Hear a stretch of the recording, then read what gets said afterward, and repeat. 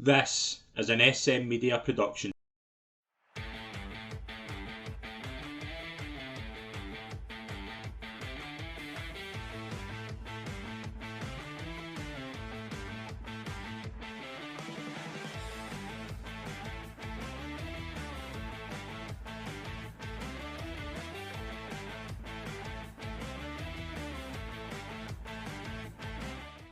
Hello, folks, and welcome to the latest episode of the Rangers Assessment, your exclusive SM Media Rangers podcast. I'm Scott McKay. It's always a pleasure to be the host on the show, and it's a pleasure to welcome back to the show. It's like he's been on a few times. It's a pleasure to welcome back Scott McKay. All right, Scott, thanks for having me again, mate. Always a pleasure, happy mate. to talk about Rangers. Always a pleasure, mate. I would have said at 20 minutes to 5 today, we would have probably been talking about a different pod. 100%. Performance wasn't at it. And what I will say about it is, once I was lining up a right good goal come on, because I thought his substitutions were baffling, completely and utterly baffling. Like, what's the young boy McCausland got today going out of pucks, you know? Yeah. Seen the difference he made when he came in. Scott Wright, I don't know why he's persisting with this guy. Why on earth are you bringing on Scott Wright when you're a goal down? Can't do nothing. Well, that's the thing. Like, if you're thinking Scott Wright is going to be the difference maker in a game like that, then obviously he's still.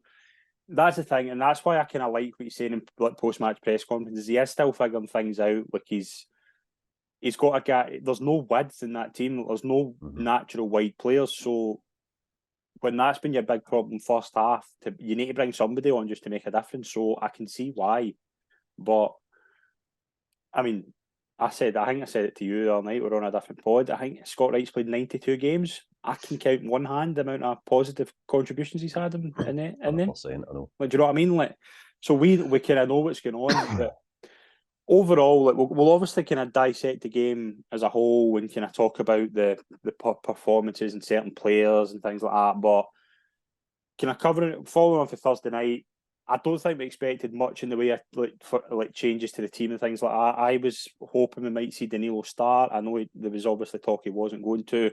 One change, Ridvan came in for John Souttar.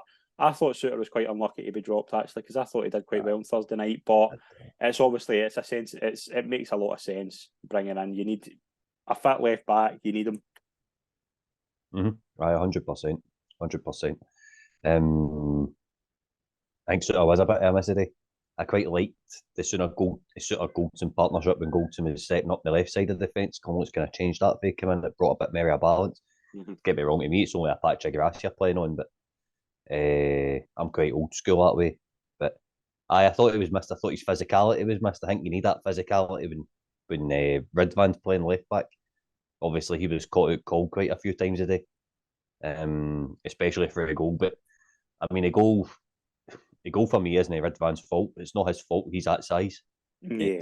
It's very good striker play for Lord Shanklin. That's what it is. Yeah. He's just peeled off the centre back and went on to Ridvan, and he's scored this. What a finish! Really good finish. I know you want to talk about Shanklin later on, but I don't think Yilmaz had his best game. But it was more a case of kind of going forward. I thought he's crossing. I don't think he is a great crosser, to be fair, but that's not his fault. Like, he's not a natural crosser. He's meant to be a kind of get down the flank, and defensively I thought he was caught out a couple of times. But I think this is where we're kind of at in terms of the kind of left back position, and it's something I addressed in the summer. We've spoke about it. I'm not a fan of Borna Barisic in terms of, I think he's done. I've said it many times. I don't want to repeat myself, but I think there's a lot of potential in Yilmaz, but there's a lot of weaknesses still to iron out. So you have this issue where you've got a left back in Barisic who obviously was unfit today, probably would have started, and Yilmaz does have his weaknesses. That is something that's going to have to be addressed. It should have been addressed in the summer, so it's going to need to be addressed at some point. Aye, definitely.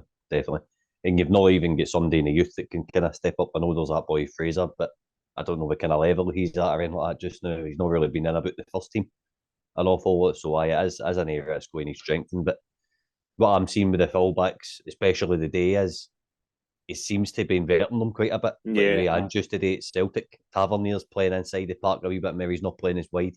And I think Ridvan suits that type of game. I think ultimately that's perfect for Ridvan. I think Ridvan is a long-term left back going forward. I do believe. I think the boys get so much more to offer than Borna Barisic. Far so much more. He's obviously got a lot of weaknesses to his game, but he's only about 20, 21, and he's Yeah, still quite young. You can iron all that out and sell him on for a better fee. yeah, it is going to take time to get the kind of best out of Ridvan, and I see. Well, we just bring up Shankland now. Actually, I think it's probably a good time. Shankland hasn't been in great form to start the season. I've kind of watched Hibs Hearts a few times, and he has been very isolated. But I thought today his kind of overall build-up play, like as you say, brilliant finish. I don't know him well, but I know I've kind of seen him at youth level and things like that. He's kind of from the same area as me. I kind of know him a wee bit. I've never been of the opinion that he's kind of Rangers level on terms of today, and not just in terms of his play today, but what Rangers had in terms of an attacking option the first half. And Clement was very vocal about it in his press conference all days. He knows of him. He was obviously in Belgium. I don't think it's without the realm of possibility that Rangers should be looking at him in terms of January, because one thing he will do is if he gets chances, he'll score goals. This Rangers team can get themselves into positions, but their final direction at times is horrendous. So a player like that might just be able to kind of take advantage of that. You're seeing it just with the guy's style of play. You're seeing it. See, when he scored today and he's not celebrating, you can tell he wants to move. Yeah. You can tell his body language is all there for it. He went on, done a perfect. He's a Rangers supporter. I've heard that like the countless sources. I think it's a must. I think it fits the bill for the European squads. Another Scottish. Scotland haven't got many strikers just now. Obviously, they've only got Shea Adams, Lyndon Dykes, but there's not really anybody that's really went in and took up that mantle of Scotland number 9. I think if you give Shankland the bigger platform, he's got a better chance of going in fulfilling getting more international caps under his belt. Another one I was wanting to speak about was like our strikers just now, Danilo and Dessers, right? Danilo's good enough for the job for me. Cyril Dessers, isn't he? You've got Owen McBurney doing it. Trust me. Oh, I know. We've got Owen McBurney down south playing for Sheffield United. He's got a contract this summer. See if you had a three McBurney, Shankland, and Danilo, Rangers would be a lot more comfortable in the strike. I know I would feel a lot better in the striking department. I don't know, but I'll ask you, what do you think, Scott, and potentially McBurney coming in as well? I can see the angle for Shankland. McBurney, I think obviously, I think McBurney's got the Nicky Clark thing for me now. He's obviously a better player than Nicky Clark was, but Nicky Clark really struggled with the pressure of playing at Rangers because he grew up supporting them. He's obviously the pressure he's had and things like that. I can see McBurney being like that. Like I can understand totally where you're coming from, but my worry with that would be are you putting a lot of pressure on? And every Rangers fan that goes on and plays for them is going to have that kind of inbound pressure that they put on themselves because it's been their dream and things like that. So, are you going to see them to best effect? If he's available, 100%. He's available in a free contract, and I just reckon that having them three up front sharing the responsibility of scoring the goals for Rangers, you're not going to have as much pressure on you because fair and fine, you've got competition for places, but I just think it's a really, really strong striking department. It could be, yeah. No, I definitely see the angle of it, and I think if he's available, I would absolutely be looking at it. But kind of getting on to the kind of first half and after the goal, it just felt like watching Rangers 6 weeks ago, and I'm going to say this a few times in the show. I'm not going to really put anything on the manager in terms of maybe a couple of these subs, but just the first half, I thought the play was off. I thought just that final ball that we see all the time, it was not there. The two signings, we'll touch on them later, but literally there was no kind of threat of a goal for me in that first half. There was nothing. No, it was very similar to what we've seen, what we've come to expect for this Rangers team, in my opinion. I think a goal shocked us, to be brutally honest with you. I think it put us into submission a wee bit. It kind of Hearts really come on to his. Hearts was a better team in the first half. Need to be honest about that. Fair play to Hearts. They were picking up and were sloppy passing. They were Pressing is, they were winning, but they were winning the 50-50s. That all changed the second half right enough, but it wasn't a good first half performance for Rangers. I don't think Hearts had to play well to be comfortable in that first half because Rangers were literally offering nothing. I didn't look at Rangers throughout that game and think that the kind of first half as a whole and think they're going to turn this around. I was kind of thinking this is going to be one of those days because there was literally nothing coming off, and we've seen it already this season. You go 1-0 down and you're really under the cosh, and we always thought that was a kind of away form, but the past few weeks I thought the away form's kind of picked up. They've not been conceding away from home. They've been quite comfortable in games like against St Mirren and Ross County, but it's been at home. Obviously, Aberdeen's a perfect example. But first half, I put out a tweet. Sam Lammers cannot finish this. Cannot come back out for the second half. Now, I will maybe sound a bit silly here, and a lot of people will say, "Oh, you're giving Dessers too many chances." I think we might see the best of Cyril Dessers if he's in a partnership with the likes of a Danilo who can kind of offer more movement, and Dessers can kind of do what he's doing. But Sam Lammers, today, that was his final chance for me because he offered nothing. And I was of the opinion, and I've said it a few times, I think we've spoke about it. Sam Lammers in pre-season was very good. Very good. But the reason he was very good in those pre-season games is there wasn't much intensity in pre-season. We're seeing it now in competitive games. He's woeful. He's woeful. He's not. There's a reason that you're getting guys like that, and you see stats. We were warned about it. He's not the answer. He's not the answer. I would honestly say get rid of him. Like right now, if somebody comes in with even £1 million, bite their hand off because he's not the answer. And I don't like saying that. And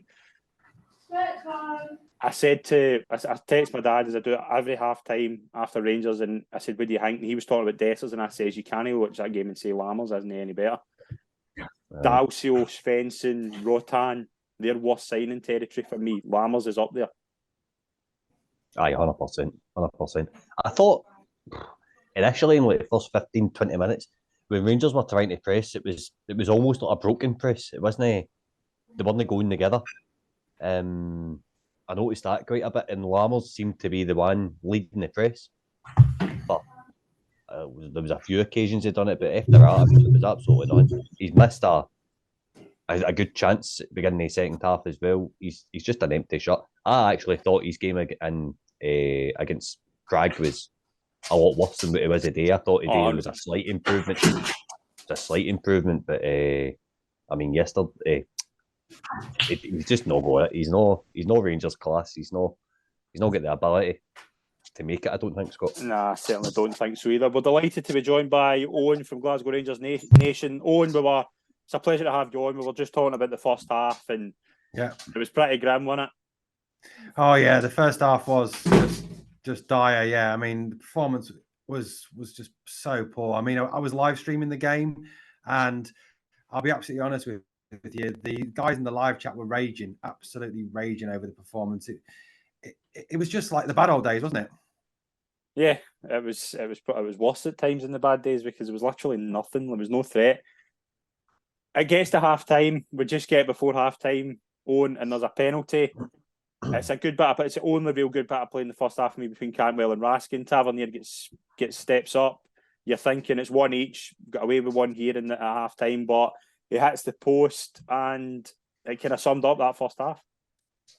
100% it did, and it kind of, for me, it kind of summed up. I mean, I've called Tav out, and I get a lot of criticism for criticising Tav, but it kind of summed up his performance in the first half. I thought he was really poor first half. He gave the ball away. His crosses were too deep. His defensive. I mean, their first goal, he lets a guy who's right-footed come back in on his right foot and put the ball into the box. As a fullback, you show someone like that outside. It kind of just summed up his performance as well, I think, and it was just. I couldn't believe. I mean, you pretty much think, don't you? Tav penalty, it's going to be a goal, but it was a shocking penalty as well. We get into half time.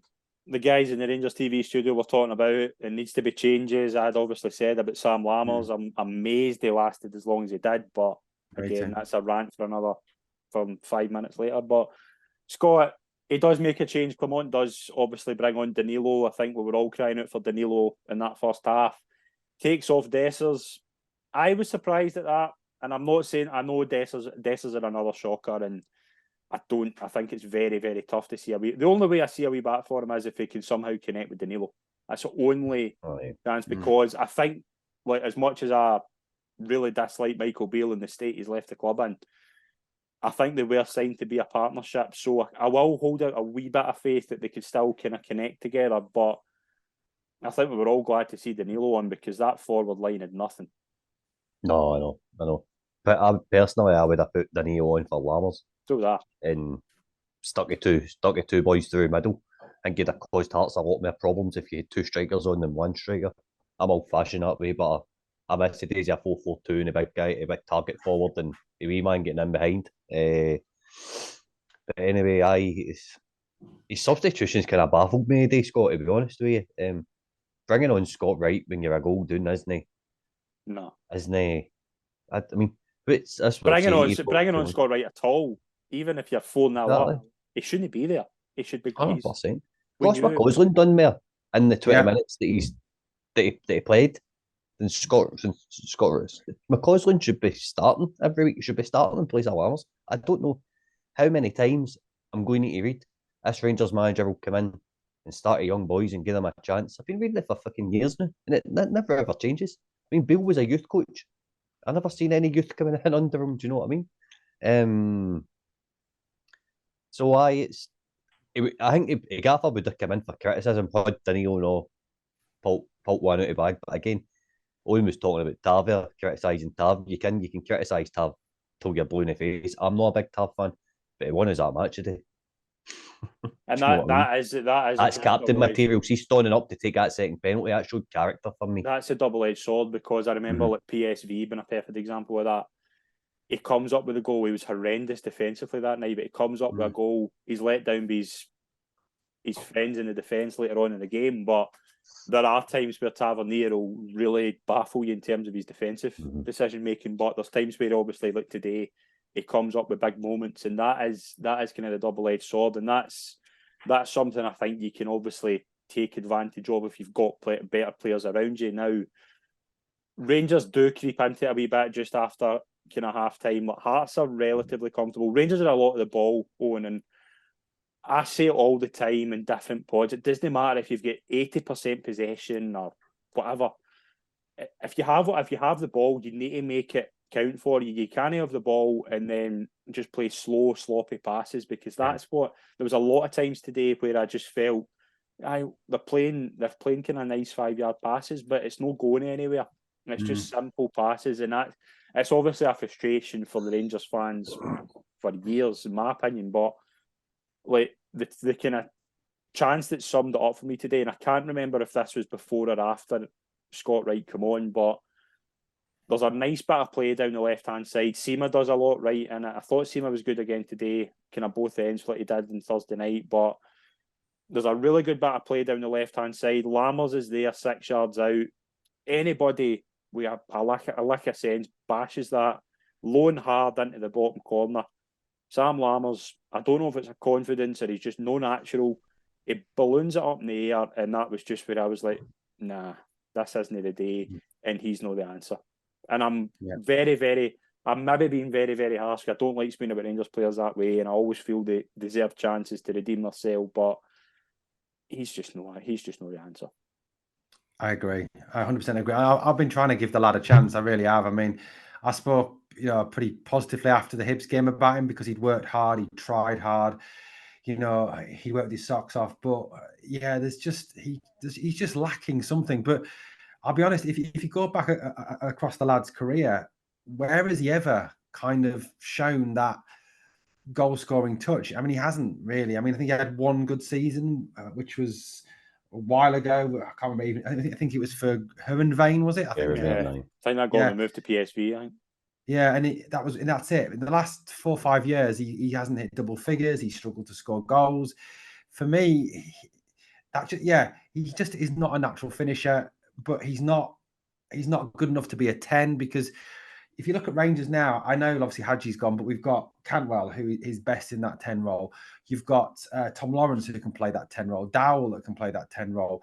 You know, they're all better than Lammers. For me, he's just a player we don't need, and someone who's not up to the standards that we need at this club. And I mean, look, you know that I've absolutely slaughtered Cyril Dessers. And I honestly think the guy's useless. But I think, like you said, Scott, I think the only way to get the best out of him is to play him as part of a two, because he's not an out-and-out goal scorer. But Sam Lammers, I'm starting to really struggle to see where he fits into this team, because today it was Cantwell that was having to come wide all the time for the ball. And I think if Cantwell's having to come wide, that diminishes his effectiveness. He's much more effective when he can just, you know, go where he wants when he wants. And when Lammers is there, he can't do that. So I agree. I can't see what Beale saw in him, and I can't see why Clement is starting him, unless it's to try and get something out of him and perhaps put him in the shop window that someone might be daft enough to buy him. I don't know, but I agree with what you said earlier. If we can get £1 million for him or anything for him, you bite the hand off, because he just doesn't look a player at all. I think it's going to be a weird situation, though, is that because of kind of coming from a Dutch background and having a Europa League medal and things like that, you will always be able to get him sold. Like, it's that kind of weird thing. Like, I know you will get something for him. I thought, Scott, it's interesting that Owen brings up Todd Cantwell there, because that was somebody I wanted to touch on today. He's still obviously not 100% fit. He's nowhere near it. You can see that, because he does get a bit tired later on and obviously comes off. But he was trying all game to make something happen, and you could see the frustration in him because there was nothing in front of him.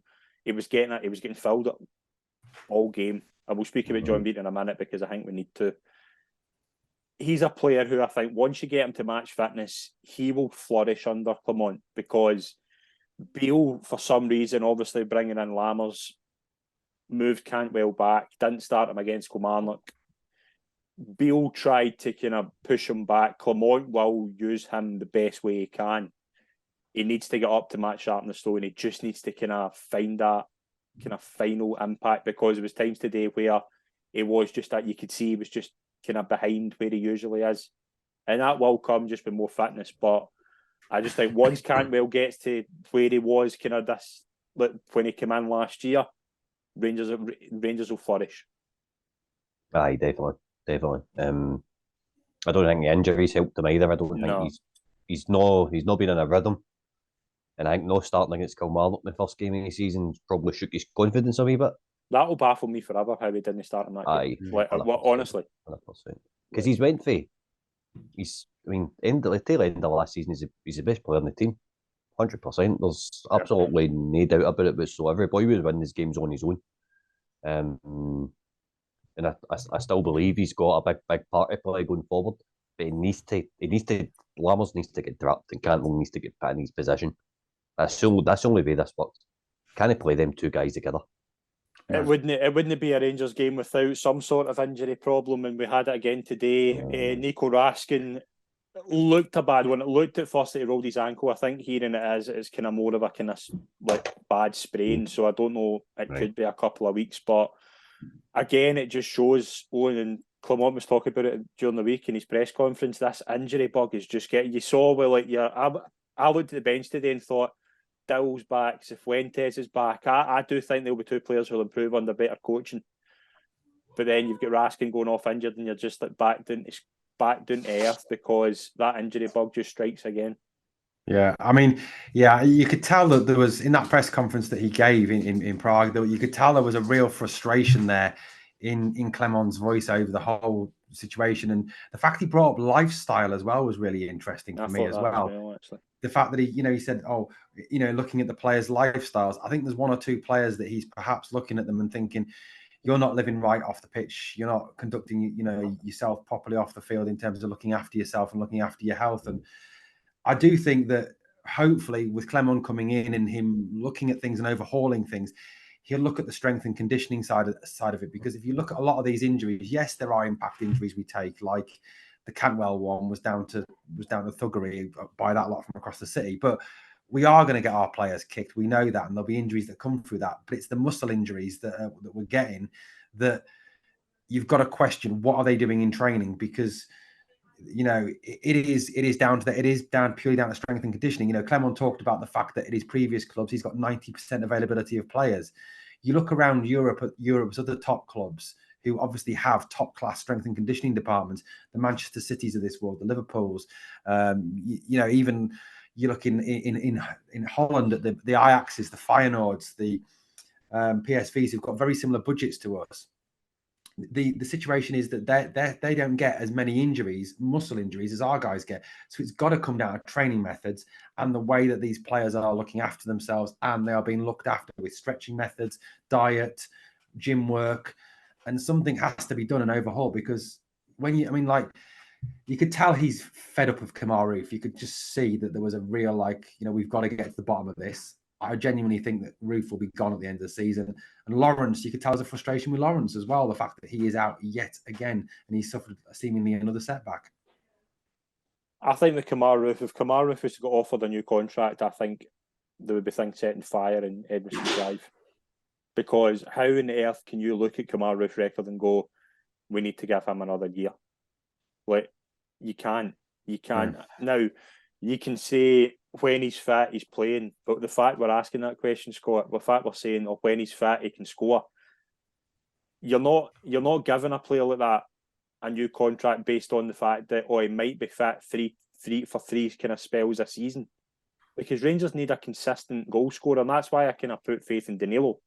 Rangers need somebody who's going to be there, play 50 games a season and score 30 goals. Kemar Roofe's not going to do that. Kemar Roofe's on a lot of money.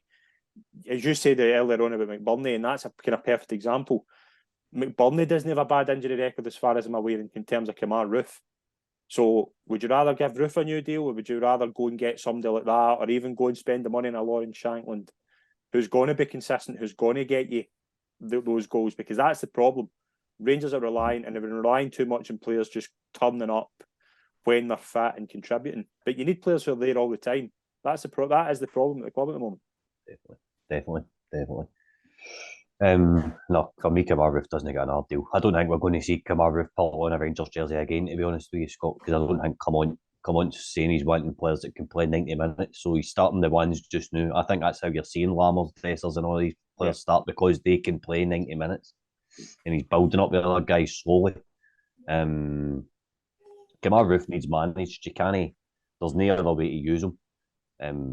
But no, it goes for me at the end of the season. Definitely goes. See, for me, you look down south in like we touched on earlier, Scott, if you've got a striking department of Danilo, Shankland and McBurney, there's wee Ryan Hardy at Plymouth as well, who's banging him in for fun. I've said it in previous podcasts and I've been absolutely slated for it, but our boy's worked his way up for League 2 into English Championship. I think he's got 5 goals, maybe 6 goals for Plymouth this season. Yeah. That's a good going. The boy's a Rangers supporter. He's Scottish. We need to stop this snobbery of signing Scottish players, and we need to get them in the door. I think Conor Barron at Aberdeen, I think he's got a contract at the end of the season, isn't he? We need to start looking closer to him, because ultimately you can get bigger fees for. And you look at the Premier League down south, and you look at players like Jack Grealish going to City for 100 million or whatever it was. It's just a ridiculous. Nationality does actually matter now, I think. In terms of what you can bring in for money. So, but no, Kemar Roofe doesn't. I don't think we'll see Kemar Roofe again in a Rangers jersey if Come On can help it, because you're never going to get a bottom his injury record, never, because he's just. I mean, it's like going to decorate a room, and you think it's easy enough once you strip the wallpaper off, but once you strip the wallpaper off, it's a multitude of sins underneath it. You know what I mean? You've got hunters that need done. It's similar to that. It's Roofe's. I don't think you're going to see Roofe again, if I'm being honest. It felt like one of those games kind of getting to the kind of 10-minute stage where we're thinking, I don't see Rangers scoring 1, never mind 2, but it does get to a stage. Hearts have a big chance. Shankland puts a great ball in to the kind of 6-yard box and nobody's there to get it, and that's a let-off. But there's a corner late on, kind of 90 minutes. Don't think anything of it. It's cleared. It looks as if it's cleared away. But the John Beaton, who I thought was horrendous today, and I don't think he's ever good when he refereeing. I don't think I've ever seen John Beaton have a good game. So again, I don't want to go on about referees because we're going to do that kind of later on in the week in a different show. But I think John Beaton had another bad game. But he does take advantage of VAR. He's told to go and have a look at it. It's a clear taken down. Peter Haring's obviously grabbing Connor Goldson's shirt. It's a penalty. Tavernier steps up, Owen, and it's 1-1. And my first thought was, it's better than nothing. I know it's still 7 points. That was my first thought. It's better than nothing. It's still 7 points, but I'll take it and go. Yeah. At that stage, I mean, anything's better than a defeat, especially with the fact that it's closing. It would at least take the gap back to what it had been on that lot from across the city. But I mean, the penalty was, for me, yes, the referee, I agree with you, Scott, was absolutely shocking today. He was appalling. I mean, some of the fouls that he missed, some of the blatant fouls that he missed were just appalling. And the stuff. And you're right. It's another day's podcast, isn't it? How bad Scottish refs are, how bad refs in Britain are, full stop. But it was a stonewaller. Even though Stephen Naismith says it wasn't a stonewaller, even though he says it was a foul on his player first, apparently. And have you seen his post-match interview? It was just pathetic. It's a penalty, and penalty all day long. Yeah. I mean, look, I slaughter Tav for his defence and stuff, but fair play to the guy. The balls to step up in the 90th minute when you're 1-0 down and the crowd are on your back. To take that penalty takes some real courage to actually step up on that. And like you, Scott, I take the point at that stage, even though it isn't good enough. But I'd have taken it. Scott, we're going to get this thing where, obviously, after a game like that, where Rangers got a late penalty, we're going to get the natural thing of, it's all been done in the White House and things like that, and the CIA and MFI and all that are involved. But this is the type of time for Rangers to call out referees, because that is another bad refereeing performance. Last week was the same against Hibs. The referees are woeful. Even Kilmarnock Aberdeen today, Kevin Clancy was woeful again. Like games, I thought yesterday as well, watching Celtic, the referee was poor there as well. It's a problem. But I always think doing it after a defeat or a draw, it looks like sour grapes. Rangers need to be on top here and say, listen, these refs are horrendous. Like, do you know what I mean? And you're getting Stephen Naismith coming out and saying that's not a penalty. Stephen Naismith is moaning about that if it's the other end and it's no given. And that's why VAR has been brought in, because the referee misses that. But do you know what I mean? The VAR is in, changes the opinion. It's a clear penalty. That's what VAR has been introduced for. It's been used right this time, but it doesn't change the fact John Beaton again was horrendous today. Aye, definitely 100%. I think the only way going forward for the referees in this country is give them a full-time job. They're full-time down in England. They're only part-time up here. And I think the only way to stop all these conspiracy theories that comes out of both halves, it comes out. I've seen it in Twitter. Rangers supporters say the same. We're both as bad as each other when it comes to all these conspiracy things. Personally, what I would like to see referees just scrapped in Scottish football, and you bring in foreign referees, bring them in to manage a game. Foreign referees aren't much better either, because Thursday night was the same. But it's the only way you're going to quash this viewpoint of Rangers get 2 penalties a day. I'm surprised at that. Blah blah blah blah blah. Yeah. It's the only way you get on top of that is that it's going to be a non-biased kind of. But even if Tom Clancy he's a Hearts supporter, for example, right, and he's managing a Hearts game, who cares? He's there to do a job, right? He's not going to be biased towards one team or another. I just think all that stuff's just farting in the wind. I just don't think it's. I don't think it helps anybody saying things like that. The standard of refereeing in this country is shocking, and I think that we need to bring in a good set of foreign referees full time, because I think it's the only way that we can better the officiating. You're never going to get it perfect, but we can better it. There's a lot of things we could better in this country. Like Neil Doncaster, for example, he they spoke about him all night. Yeah. There's a lot of things that should be ripped up and started again in Scottish football, and the referees are one of them. Certainly. Let's move into the big moment in the game. 9 minutes are added on. Obviously, they're asking injury in the VAR. I can see where it's coming from, but I thought 9 minutes was quite ridiculous. But then again, Rangers are searching for a winner. Tavernier gets the ball. It's a brilliant cross in, but it's an equally better header for Danilo. And what felt like a horrendous day, and what felt like another bottle job, in my opinion, turned into a massive 3 points. And first of all, on the goal, it's two excellent bits of quality. The cross in, and then Danilo just to peel away for the defender, put his head on it. That is what he can do. Absolutely. One chance, one goal. That's what Danilo does, and that's what a top-class centre-forward does. He gets the chance, he takes the chance, and he scores. And the other thing I think was some of the I think it was Graham Dorrans who was doing the co-commentary today on Rangers TV, pointed out. He says the majority of forwards head that back across the keeper, and I think that's what Zander Clark was expecting, wasn't it? He was expecting him to go straight back across him, but Danilo shows his class, goes in it, gets it in that near post because he knows that's where the keeper doesn't expect him to put it.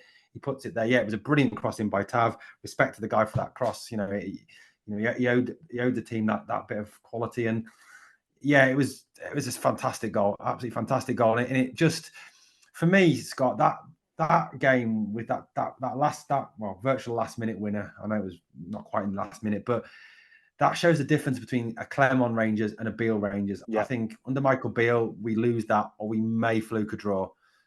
We don't. There's no way we win that game under Michael Beale.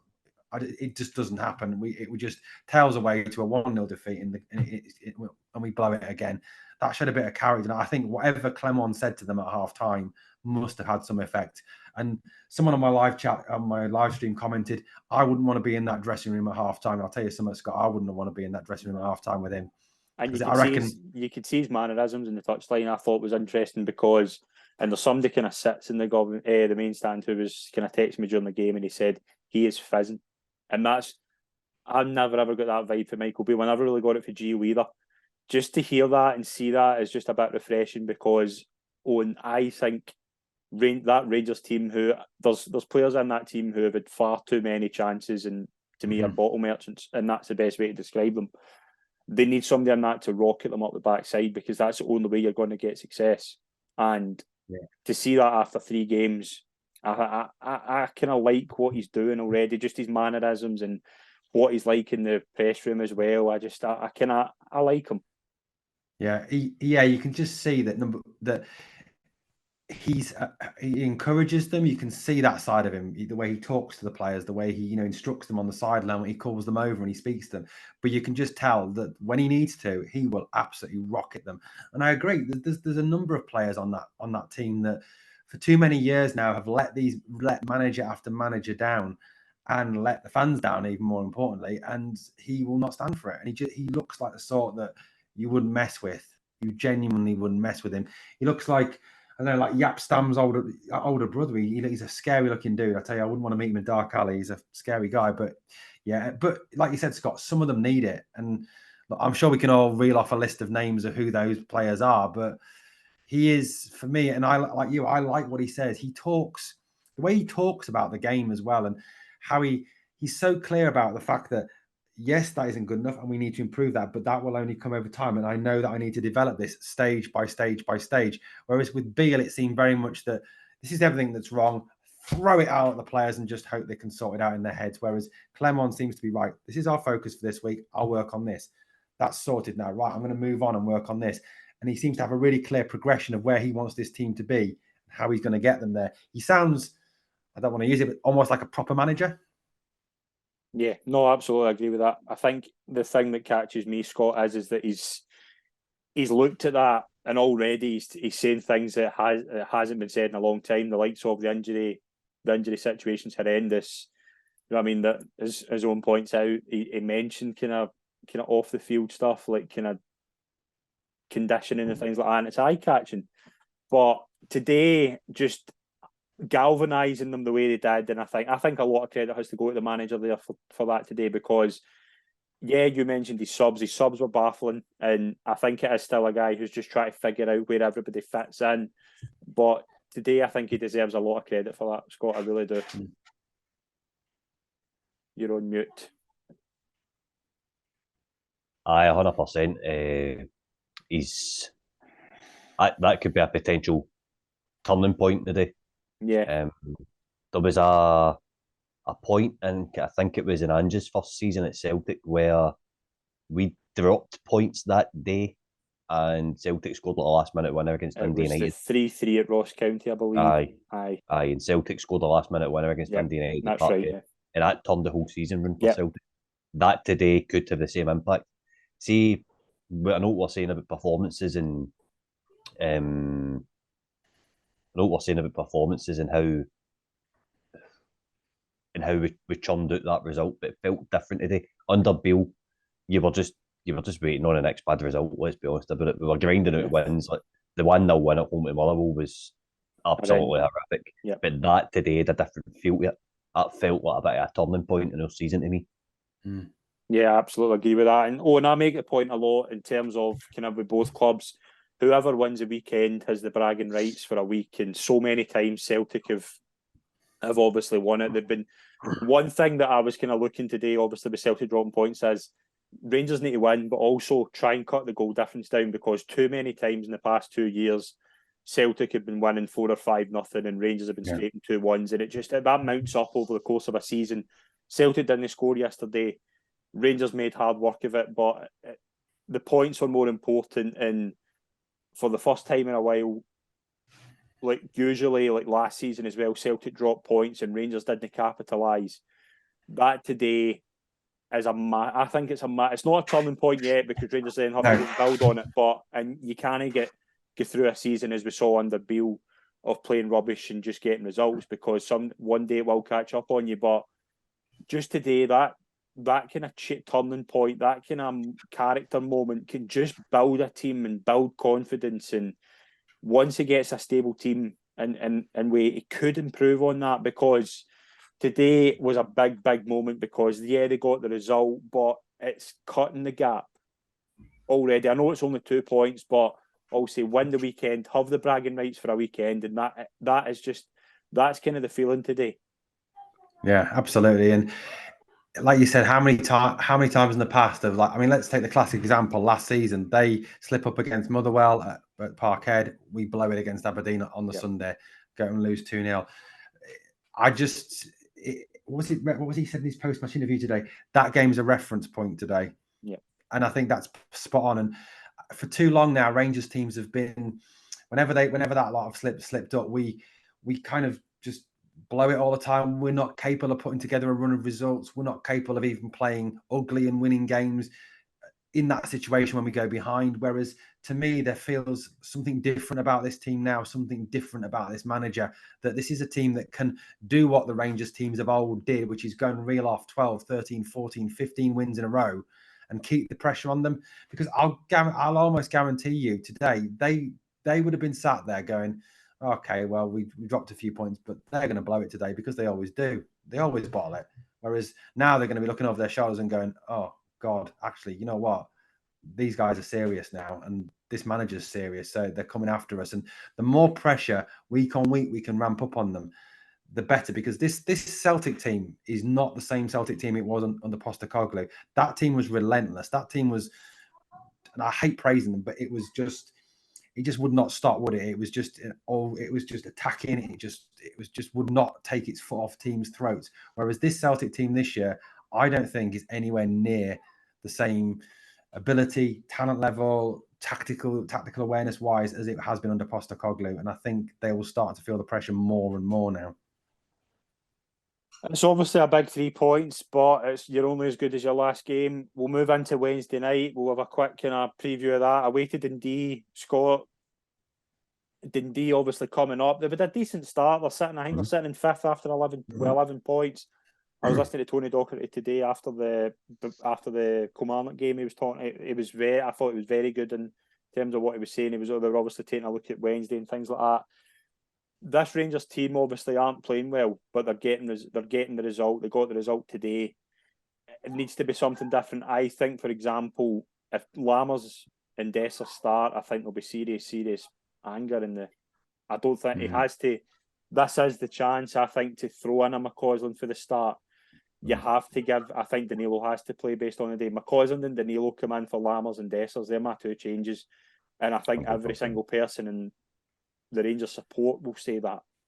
Yep, 100%. I'd probably bring Suter back in for Ben Davies as I well. wouldn't be surprised if he does that as well. Maybe even Goldson a rest, because I don't think Goldson was good today either. No, he wasn't. I definitely, young McCausland's got to get a run in the team. He's got to. I mean, he's just, the boy's a talent and he's not getting the opportunity to come on and show it. He's good enough. He's better than what we've got at the minute. Realistically, he's a better player than a £3.5 million signing for Atlanta, because he's contributing more. And he's also naturally wide, which Rangers don't have now. Rangers are like Seema played in the left today, and I thought Seema was quite good again, but you can tell he's no natural in that side. But I think he can do a job there now in terms of once kind of everybody's fit and there's somebody there in the left side, obviously put him kind of further in, because I think he's playing too well to be out the side.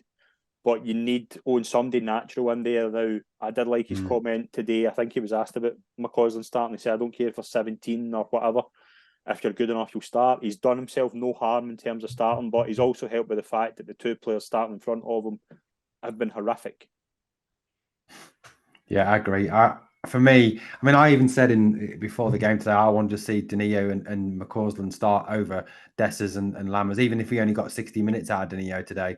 But no, McCausland, he looked lively. I mean, there was a ball when he first came on, he went down the right and he put a curving ball into the box. And it was the first proper threatening ball that we kind of crossed in. The rest of the crosses had already been too deep or just totally aimless.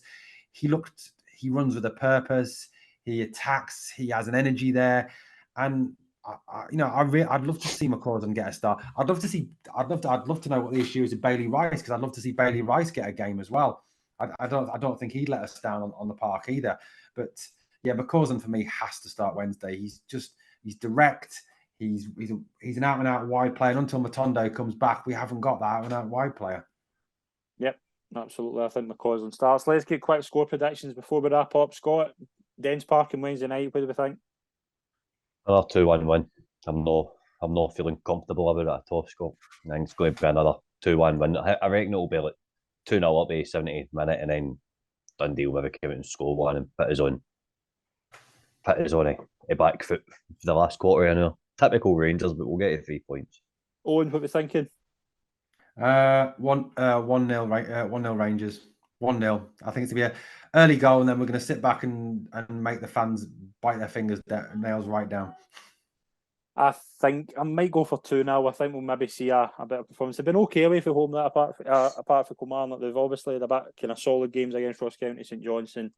I think this might be, if you give Danilo and maybe, I would maybe even Danilo, McCausland, Seema, give them a chance together, see what they can do. I'm going to go 2-0. I'm going to go for Danilo and Seema. They're my 2 goal scorers. And it's been a really interesting show to cover. It's not been the best performance, but the result's all that matters. And it's not 7 points anymore, it's 5 points. So hopefully Rangers can build on that. We'll be back for a post-match on Wednesday night to cover the Dundee game. And last of all, I want to thank my 2 guests. First of all, Scott McKay, it's always a pleasure, mate. Thank you. Thanks for having me again, Scott. Always a pleasure, mate. And to Owen from Glasgow Rangers Nation, thank you very much, mate. It's been a pleasure. Yeah, thanks, Scott, and thanks for inviting me on, buddy. It's been really good. Pleasure, mate. Thank you very much, folks. We'll see you all soon. Cheers.